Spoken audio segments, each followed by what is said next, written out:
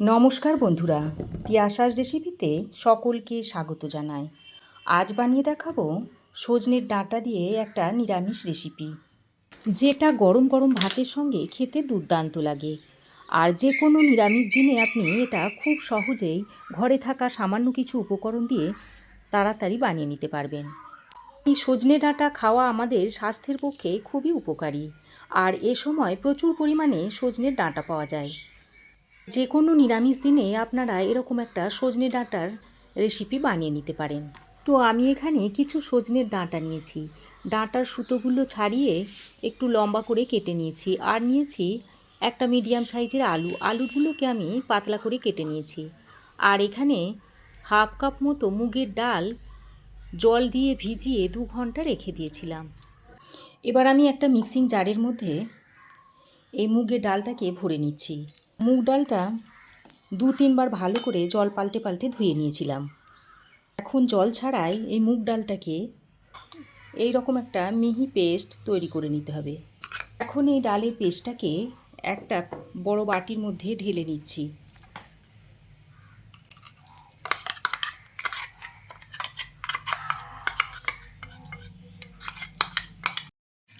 এবার আমি প্রথমে এই মুগ ডালটাকে 2-3 মিনিট সময় ধরে একটু ভালো করে ফেটিয়ে নেব।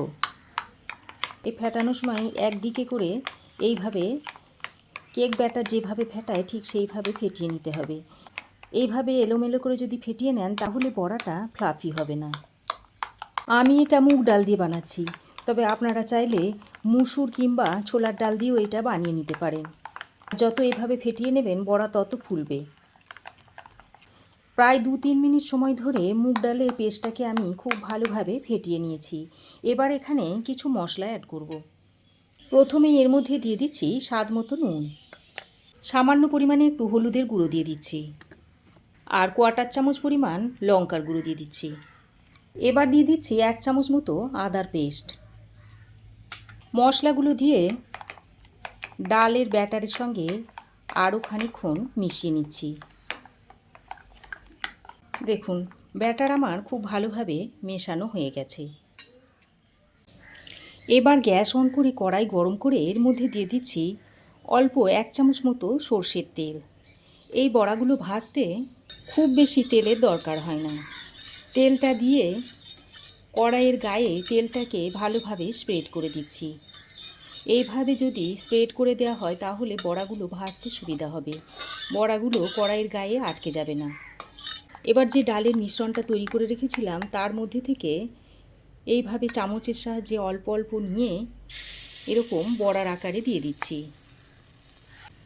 আমি ব্যাটারটা চামচের সাহায্যে দিচ্ছি, তবে আপনারা চাইলে হাতের সাহায্যেও দিয়ে নিতে পারেন।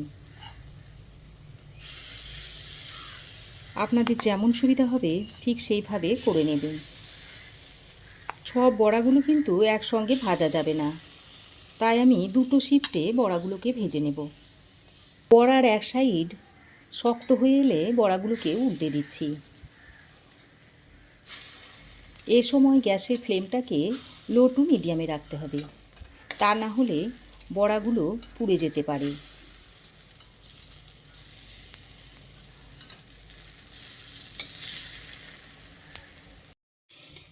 দেখুন বন্ধুরা, লো টু মিডিয়াম ফ্লেমে বড়াগুলোকে উল্টে পাল্টে আমি লালচে করে ভেজে নিয়েছি। এবার বড়াগুলোকে তুলে আমি একটা প্লেটে রেখে দিচ্ছি।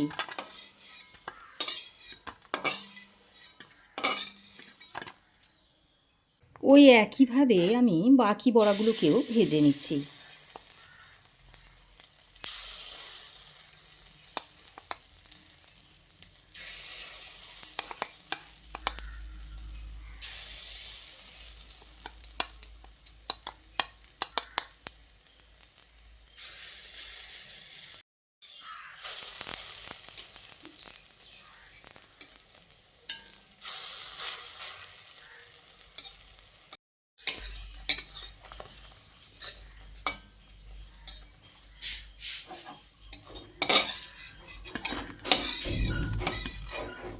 বড়া ভেজে তুলে নেওয়ার পর ওই কড়াইয়ে দিয়ে দিচ্ছি আরও 1 চামচ মতো সর্ষের তেল।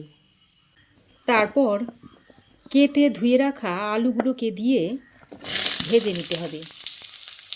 সঙ্গে অল্প একটু নুন দিয়ে আলুর সঙ্গে ভালোভাবে মিশিয়ে নিয়ে ঢাকা দিয়ে লো টু মিডিয়াম ফ্লেমে 3 থেকে 4 মিনিট মতো ভেজে নিতে হবে। দেখুন, লো টু মিডিয়াম ফ্লেমে ঢাকা দিয়ে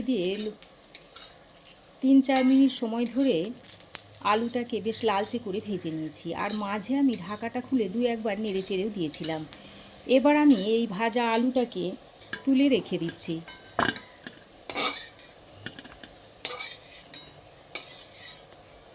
তারপর ওই কড়াইয়ে আরও 1 চামচ মতো সর্ষের তেল দিয়ে দিচ্ছি।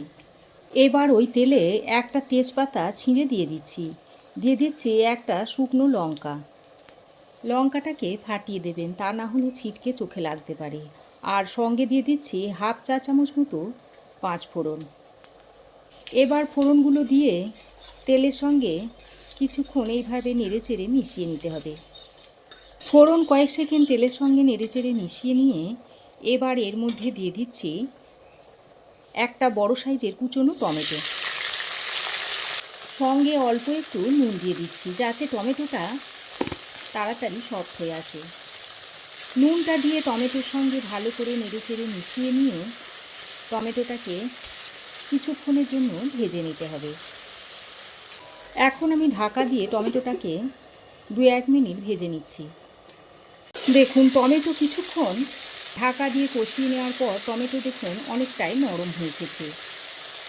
এবার এই পর্যায়ে আমি পোস্ত ও সর্ষে বাটা দিয়ে দিচ্ছি। 1 চামচ পোস্ত ও 1/2 চামচ সর্ষে একসঙ্গে করে বেটে এখানে দিয়ে দিলাম। সঙ্গে দিয়ে দিচ্ছি অল্প একটু হলুদের গুঁড়ো, দিয়ে দিচ্ছি একটু লঙ্কার গুঁড়ো আর স্বাদ মতো নুন দিয়ে দিচ্ছি। সঙ্গে সর্ষে পোস্ত বাটি ধোয়া জলটাও দিয়ে দিচ্ছি। তারপর সব কিছু একসঙ্গে ভালোভাবে নেড়ে চেড়ে একটু কষিয়ে নিতে হবে।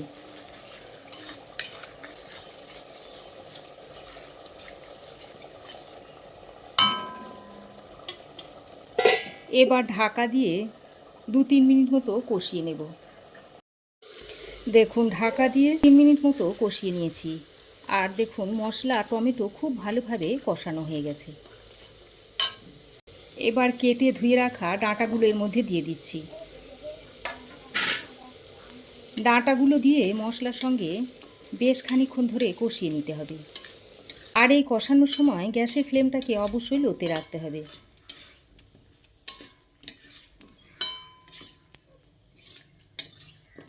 দেখুন, ডাঁটা মশলার সঙ্গে বেশ ভালো করে কষিয়ে নিয়েছি। এবার ভেজে রাখা আলুগুলো এর মধ্যে দিয়ে দিচ্ছি। ভাজা আলুগুলো দিয়ে এবার ডাঁটার সঙ্গে আরও একবার ভালোভাবে মিশিয়ে নিতে হবে। বেশ কিছুক্ষণ সময় ধরে ডাঁটা আর আলুটা মশলার সঙ্গে খুব ভালো করে কষিয়ে নিয়েছি। এবার এর মধ্যে দিয়ে দিচ্ছি 1 কাপ মতো জল। আপনারা যে যেমন ঝোল খেতে চান সেই অনুযায়ী জলটা দিয়ে নেবেন। জলটা দিয়ে ডাঁটা ও আলুর সঙ্গে ভালোভাবে মিশিয়ে নিতে হবে।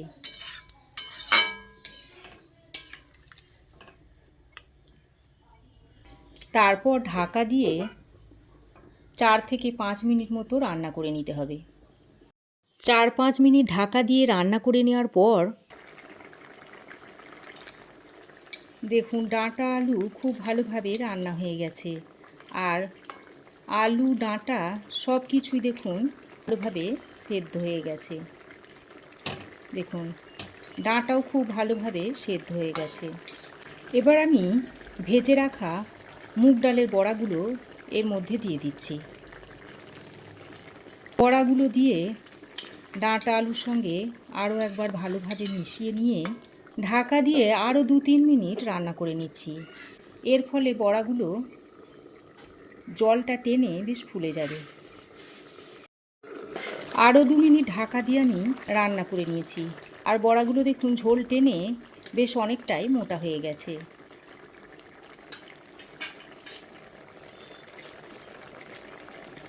এবার আমি অল্প পরিমাণে চিনি দিয়ে দিচ্ছি। এখানে আমি বেশ খানিকটা পরিমাণ টমেটো দিয়েছিলাম, তাই টমেটোর টক ভাবটা ব্যালেন্স করার জন্য অল্প একটু চিনি দিয়ে দিলাম। তবে আপনারা এটা স্কিপও করতে পারেন। তবে চিনি দিলে খেতে বেশ ভালোই লাগবে। চিনিটা দিয়ে ভালো করে নেড়ে চেড়ে নিয়ে আমি আরও কিছুক্ষণ রান্না করে নিয়েছি।